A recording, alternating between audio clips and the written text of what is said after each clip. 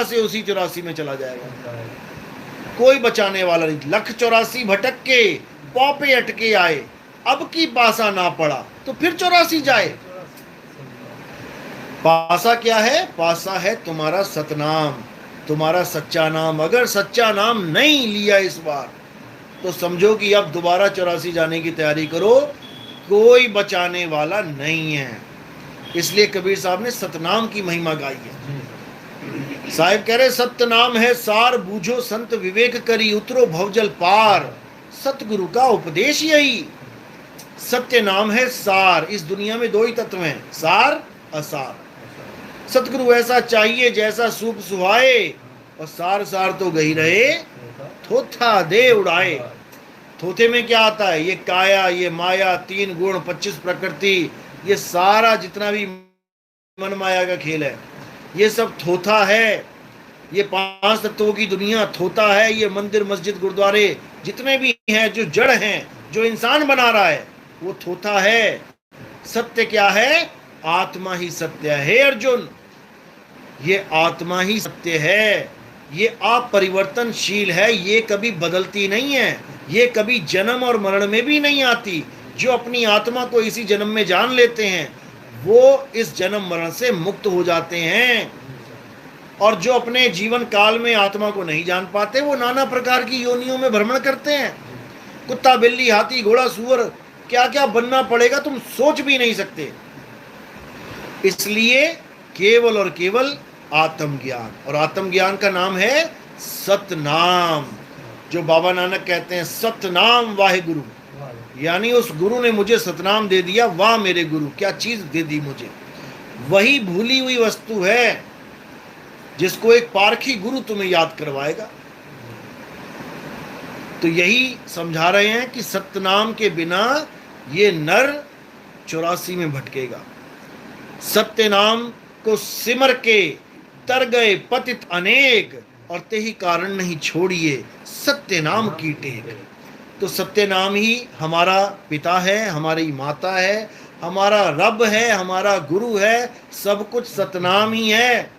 इसीलिए कबीर साहब की फोटो के आगे पीछे ऊपर नीचे कहीं ना कहीं सतनाम जरूर लिखा होगा, लेकिन वो उनका गुप्त नाम है। उजागर नाम कौन सा है? कबीर, सतसुकृत, मुनिंद्र, करुणामय, ये उजागर नाम है। यानी इनको देख के पहचाना जाता है कि कबीर साहब आ गए जी। लेकिन जो उनका गुप्त नाम है, क्योंकि नाम आपका भी गुप्त है, जो उनका गुप्त नाम है वही तुम्हारा गुप्त नाम है, दोनों में कोई फर्क नहीं है, वो है सतनाम। राम जी का शरीर देख के उसका नाम रखा कि राम है, लेकिन उनका भी नाम सतनाम है।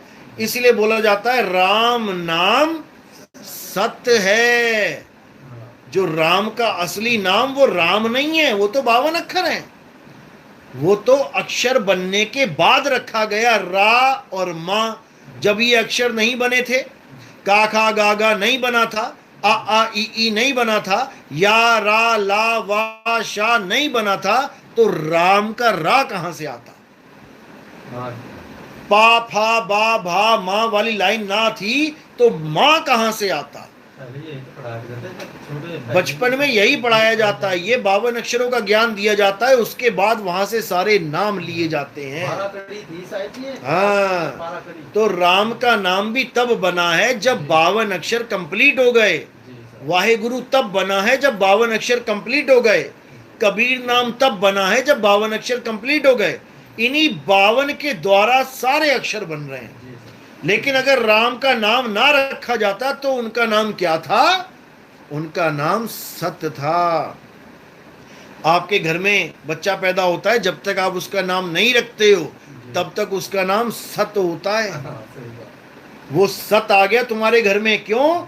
शरीर रूपी असत्य को धारण करके कौन आया है? सत्य ही है, क्योंकि आत्मा और शरीर, सत्य और असत्य दो ही चीजें हैं। जब तक तुमने कोई नाम नहीं रखा तो वो आत्म रूपी सत्य है, और जैसे ही तुमने कोई नाम रख दिया उसका, अब सत्य हो गया गुप्त। और नाम आ गए राधे, कृष्ण, मुरारी, राम, हनुमान, शंकर जी, कबीर साहब, नानक जी, भीखा, भूखा, पता नहीं क्या क्या नाम रख दो उसके बाद। तो इसी को कबीर साहब समझा रहे हैं, इसी को नानक साहब ने समझाया कि शुक्र है मुझे वो गुरु मिल गया जिसने मुझे मेरा नाम दे दिया। एक तो मुझे मेरा नाम दिया माँ बाप ने, उन्होंने क्या नाम रख दिया, नानक। और गुरु ने मुझे क्या नाम दिया, गुरु ने मुझे मेरा सतनाम दे दिया। कहे नानक ये तेरी वड्याई, कोई नाम न जाने मेरा। ये तो तेरी वड्याई है परमात्मा, क्योंकि तू सबका नाम जानता है, तू सबका नाम जानता है। लेकिन लोग नकली नाम देके हमारा सतनाम हमें भुलवा देते हैं, और हम सारी उम्र एक नाम रट लेते हैं। बेटा तुम्हें कोई पूछेगा तुम्हारा क्या नाम है, तो बोलना सुधीर। रटना पड़ता है, बच्चे को रटाया जाता है। What is your name, Sudhir. What is your name, Sudhir. What is your father name, Krishnakant. रट रहा है वो बच्चा। अब जो रटा है वही बोलेगा सारी उम्र। अब जो उसका असली नाम है उसको वो कभी जान ही नहीं पाता। इसलिए बुल्ले शाह कह रहे हैं, बुल्ला की जाना मैं कौन। मैं कभी नहीं जान पाता कि मैं कौन हूं। मैं तो अपने आप को बुल्ला मान के बैठ गया, जबकि बुल्ला तो दुनिया वालों ने मुझे नाम दिया है। जो मेरा असली नाम है वो सत्य है, इसी को समझना है।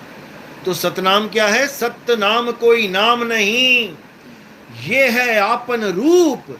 और जो जाने इस भेद को, पावे आप स्वरूप। वो अपने स्वरूप को प्राप्त कर लेता है। और हमारा स्वरूप क्या है, हमारा स्वरूप ये तन मन बुद्धि माया नहीं है।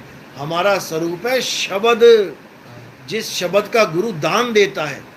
शब्द हमारा तू शब्द का, सुन मत जा सरक। और जो चाहे निज रूप को, तो शब्द ही ले परख।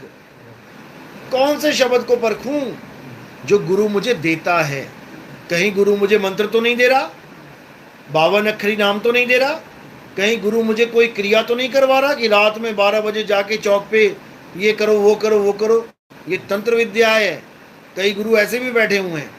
कहीं गुरु मुझे नदियों में तो डुबकियां नहीं लगवा रहा, कहीं गुरु मुझे किसी पर्वत के चक्कर तो नहीं लगवा रहा, 84 कोस यात्राएं तो नहीं करवा रहा, कहीं कोई गुरु मुझे तीर्थ में तो नहीं माथा टिकवा रहा, कोई मुझे फोटो कैलेंडर अष्ट धातु की मूर्तियां सोना चांदी पीतल की मूर्तियां तो नहीं पुजवा रहा। ये सब अज्ञानी गुरु हैं।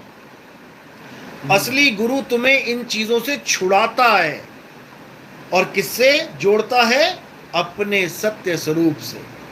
तो कहते सोई गुरु पूरा कहावे, जो 2 अक्षर का भेद बतावे। एक छुड़ावे एक लखावे, तब प्राणी निज घर को जावे। यानी असली नाम बता दे और झूठे नाम छुड़वा दे, तब प्राणी निज घर को जावे। तब हम अपने असली घर, अपने मालिक के घर पहुंच पाएंगे, अपने सत्य स्वरूप को जान पाएंगे। नहीं तो ऐसे ही लख 84 में धक्के खाने पड़ेंगे। तो यही बार बार संतों ने समझाया कि लख 84 जून बाई, पर मानस को प्रभ दी वड्याई। इस पौड़ी ते जो नर चूके, आए जाए दुख पाए। ये इंसान चोला ऐसी मत समझ लेना कि ऐसे ही मिल गया मजे करने के लिए। ये बहुत बहुत मुश्किल से मिलता है।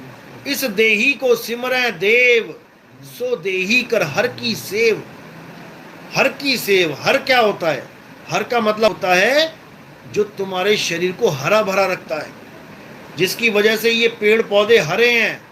जैसे ही वो साथ छोड़ देता है शरीर का, ये सूख जाते हैं, सड़ जाते हैं, गल जाते हैं। तुम 150 साल जीवित रहो, तुम्हारा शरीर हरा भरा रहेगा, आत्मा साथ है तो।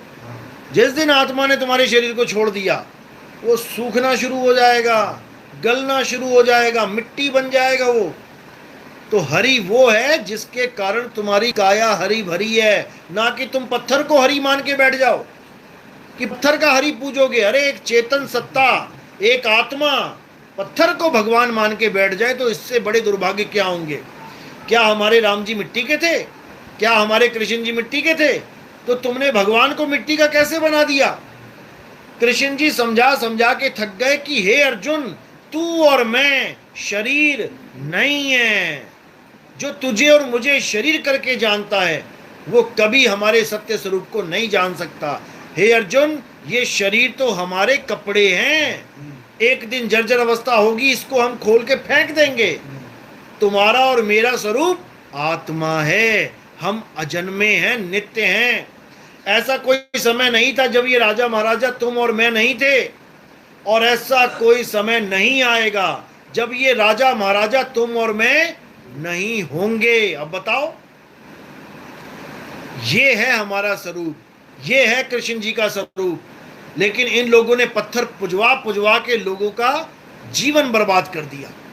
तो कबीर साहब कहते हैं, पाथर पूजे हरि मिले, और तो मैं पूजूं पहाड़, और वासे ये चाकी भली जो पीस खाए संसार।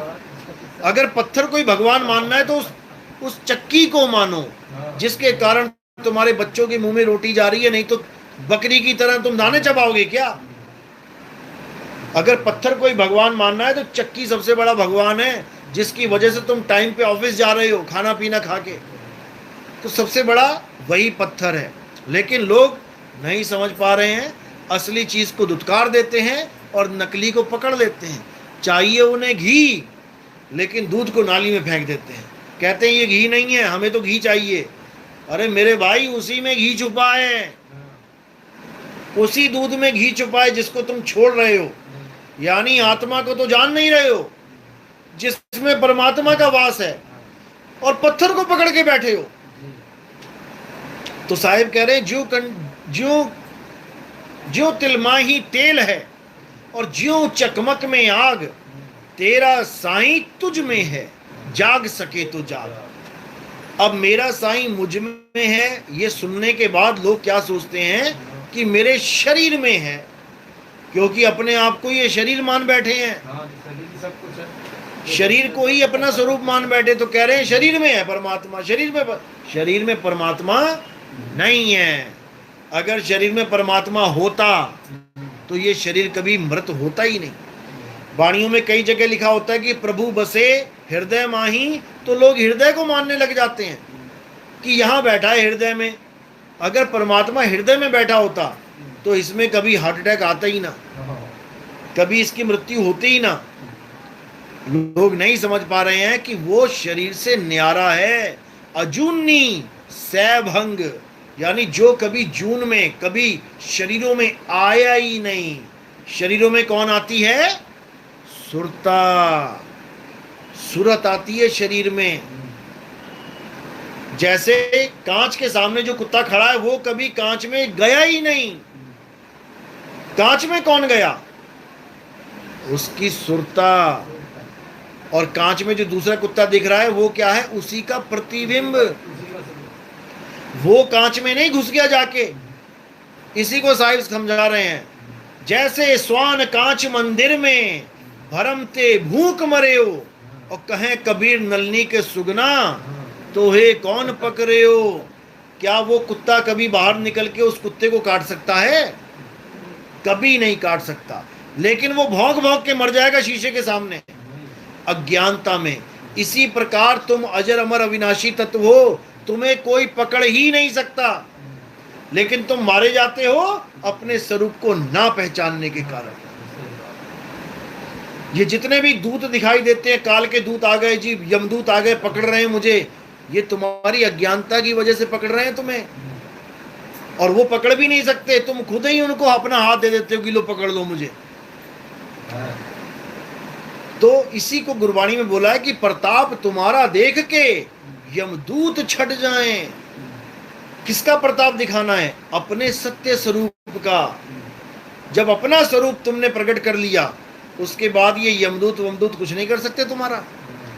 उसके बाद क्या है? नैनम छिंदंती शस्त्राणी नैनम दहती पावका ना चैनम क्लोदन तापे ना शोषती मारुता। हे अर्जुन, इस आत्मा को ना तो कोई शस्त्र काट सकता है, ना अग्नि जला सकती है, ना वायु सुखा सकती है, ना जल भिगो सकता है, तो यमदूत कैसे पकड़ेगा?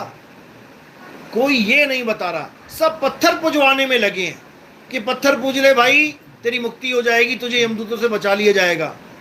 इनको ये नहीं पता पत्थर ही यमदूत हैं, पत्थर ही यमदूत हैं। जैसे पत्थर की पूजा करोगे उसी रूप में कोई ना कोई आ जाएगा। और चाहिए